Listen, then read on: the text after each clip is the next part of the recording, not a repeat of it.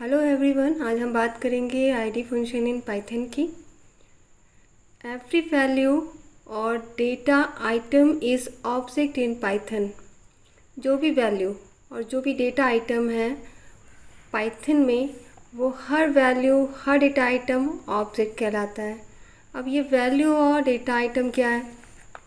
जो भी वैल्यू हम अपने वेरिएबल को असाइन करते हैं या जो भी आर्गुमेंट हम अपने फंक्शन को दे पास करते हैं, वो सारी चीज़ें, वो सारे डेटा, वो सारे वैल्यू ऑब्जेक्ट कहलाते हैं। तो हर एक वैल्यू, हर एक चीज़ पाइथन में ऑब्जेक्ट है। एक वेरिएबल है ए, इसमें हमने वैल्यू पास की 2, तो 2 हमारा ऑब्जेक्ट है। एक फंक्शन हमने बना दिया गो, इसमें 2 आर्ग्यूमेंट हमने पास किए, ये आर्ग्यूमेंट हो गए ऑब्जेक्ट। चाहे वो इंटीजर हो, स्ट्रिंग हो, लिस्ट हो, क्लास हो, हर एक चीज़, हर एक वैल्यू, उनकी हर एक वैल्यू, हर एक डेटा आइटम यहाँ पर पाइथन में ऑब्जेक्ट कहलाता है। Every object is assign a unique identity. Her object के पास अपनी अपनी आइडेंटिटी होती है। जब जैसे ही वो ऑब्जेक्ट क्रिएट होता है, उनकी अपनी एक यूनिक आइडेंटिटी क्रिएट हो जाती है। जैसे आप स्कूल में एडमिशन लेंगे तो आपको एक अपना एडमिशन नंबर मिल जाता है, या हम सभी के पास अपना अपना आधार कार्ड है, आधार कार्ड नंबर सभी का एक दूसरे से यूनिक है, वो हमारी आइडेंटिटी है। वैसे ही यहाँ ऑब्जेक्ट जब क्रिएट होता है, उनकी अपनी एक आइडेंटिटी बनती है जो एक दूसरे से यूनिक होती है। लेकिन अगर दो ऑब्जेक्ट, ये लाइफ टाइम इनकी आइडेंटिटी सेम रहती है, फिक्स रहती है।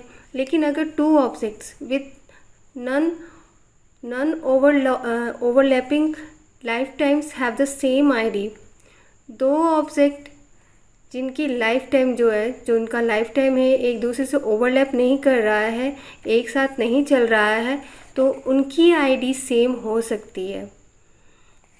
सी पाइथन में ये आईडी, सी पाइथन, हम लोग यहाँ पे पाइथन देख रहे हैं, लेकिन सी पाइथन जहाँ पर सी इंक्लूड है, इसमें जो आईडी है एक्चुअली ये मेमोरी एड्रेस को शो करता है। तो सी पाइथन में ये यूनिक आईडी जो है, ये मेमोरी एड्रेस को दर्शाता है।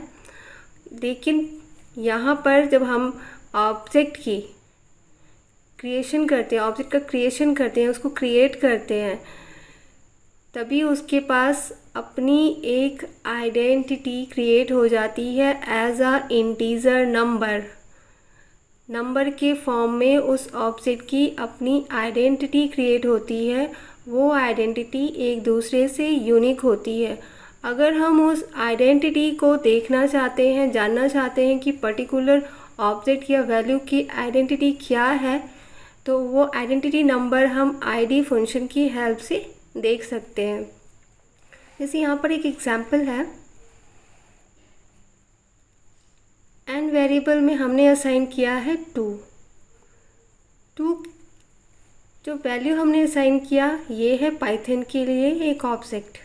तो जैसे ही ये क्रिएट हुआ, इसकी अपनी एक यूनिक आइडेंटिटी बन गई होगी। अगर हम इस आइडेंटिटी को देखना चाहते हैं, इसकी आईडी को देखना चाहते हैं, तो हम आईडी फंक्शन को यूज़ करेंगे। आईडी पैरेंथेसिस में हमने वेरिएबल नेम दिया। अब इस वेरिएबल में जो भी वैल्यू है, उसकी आईडी यहाँ पर आपको आउटपुट स्क्रीन पे मिल जाएगी। तो ये है आइडेंटिटी ऑफ ऑब्जेक्ट। अब 2 की जो आइडेंटिटी बन गई है, वो लाइफ टाइम तक सेम रहेगी। वेरिएबल नेम आप चेंज कर सकते हैं, हम x में 2 दे सकते हैं, वेरिएबल नेम चेंज होगा, बट इसकी आइडेंटिटी चेंज नहीं होगी, लाइफ टाइम सेम रहेगी। यहाँ पर एक और एग्जांपल हम देख रहे हैं। n1 वेरिएबल हमने क्रिएट किया, इसमें हमने 3 - 1 को असाइन किया, means n1 equal to 2।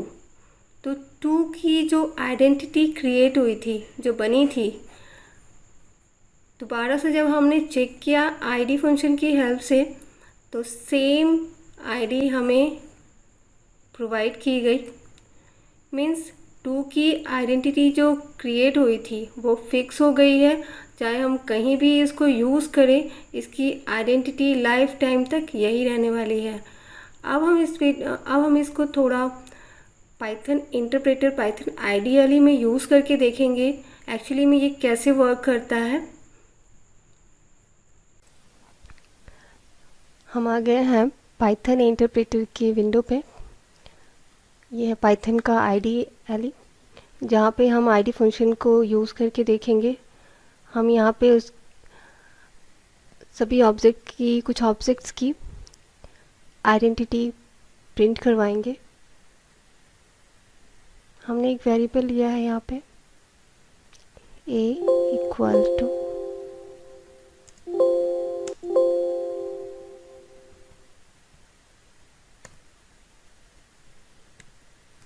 Equal to 5 दे देते हैं हम लोग। एंटर किया।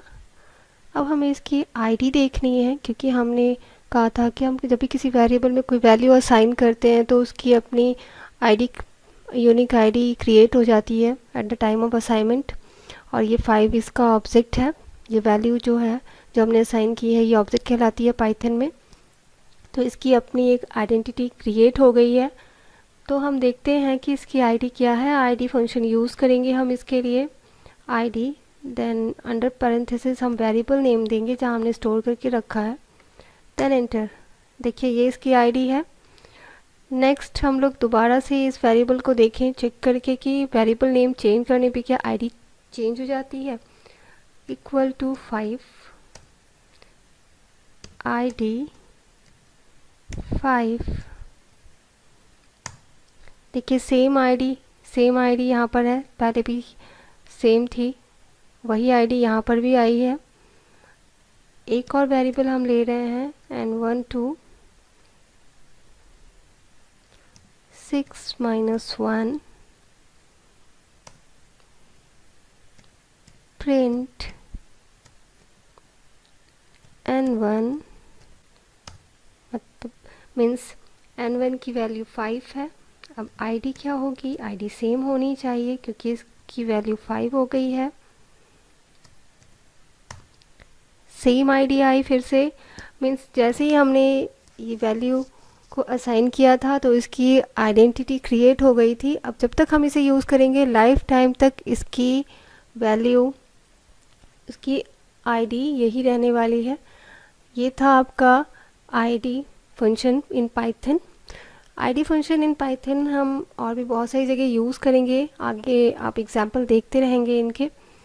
तो आपको आईडी फंक्शन क्लियर हुआ या नहीं? आई होप ये बहुत हेल्पफुल हुआ होगा आपके लिए। आपको कैसा लगा आप कमेंट में लिख के ज़रूर बताएं। अगर कोई क्वेरीज़ है, कोई क्वेश्चन है तो कमेंट में ज़रूर लिखें। Thank you.